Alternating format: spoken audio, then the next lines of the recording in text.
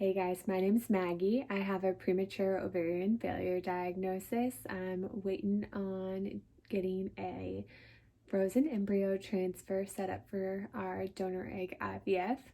I don't have much to report on that right now.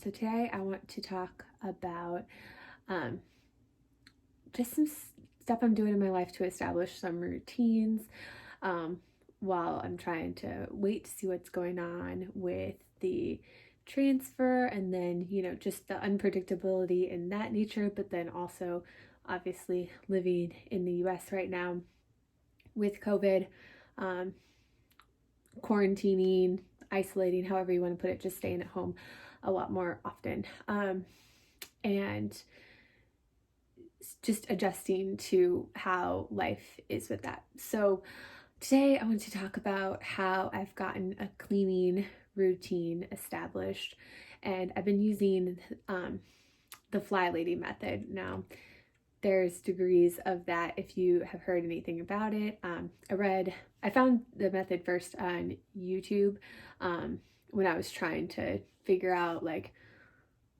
what are some different ideas about establishing a routine for daily and monthly, yearly cleaning, that kind of stuff. So I found the method on YouTube, and then I read the creator Marla's book. I'll link that below. There's a few YouTube channels that I found super helpful about it. One is called The Secret Slob, and she makes these little printables that you can use, and I found this to be most helpful. The book suggests like this whole binder journal situation, and then there's a website that goes along with it. So I've kind of tried some like different ways of keeping track of everything, and the little worksheet has worked best for me. I like to like have something to cross off, but not have like a whole thing to keep track of. Like I just pin this on the fridge and work through my stuff each day. And I just think it's been pretty helpful right now. I've done this before COVID, before the IVF stuff, but it's just nice to have a routine in place. I think, especially as I prepare like one day to be a parent, like having routines for keeping our place clean, exercise routines, like any routines in life. Obviously everything changes when you have a kid, but I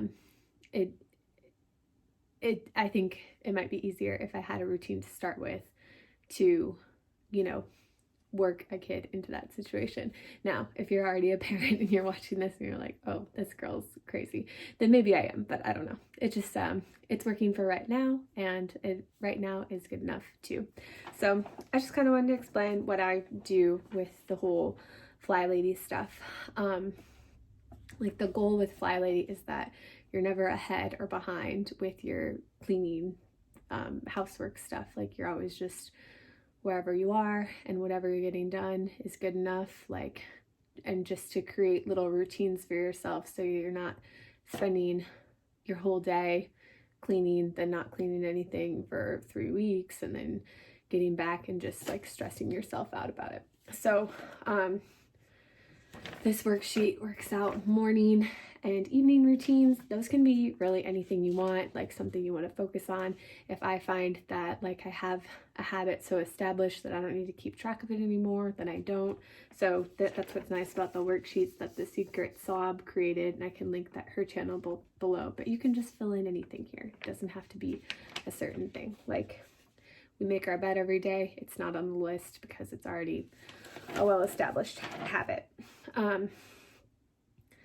Then like there's like the weekly cleaning stuff, zone cleaning. That can be anything you want.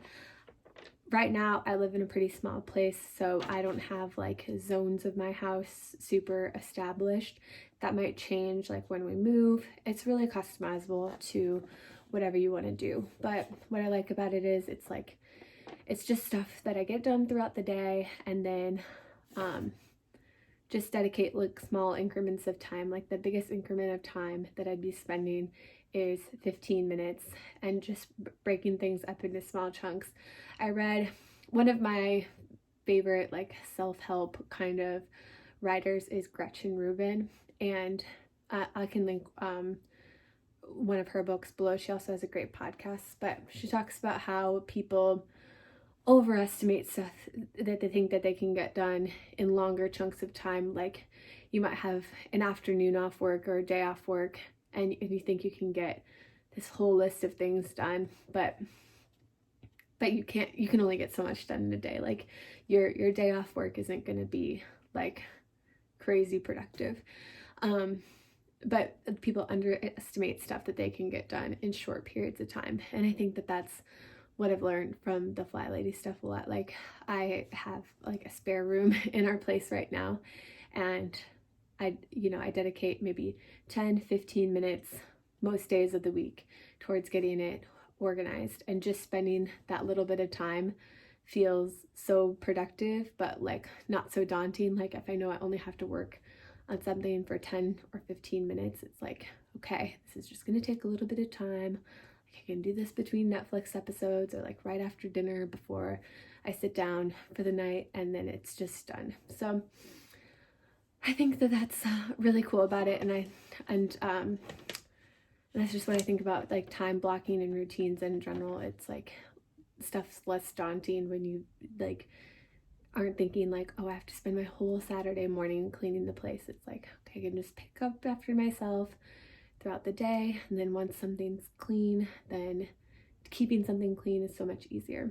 So I just really wanted to talk about that, and how I think it like factors into life right now, where I'm in a state of waiting, but then also like kind of isolated from my normal life, and then thinking about it in like a more macro sense of like becoming a parent, and like there's a lot of things to juggle once we get there. So having little routines throughout the day will make that easier for me. So let me know what you think. Let me know what you guys do, or if you just have any comments, feel free to comment below. I appreciate if you could like and subscribe, all that stuff. I look forward to talking with you guys again next week.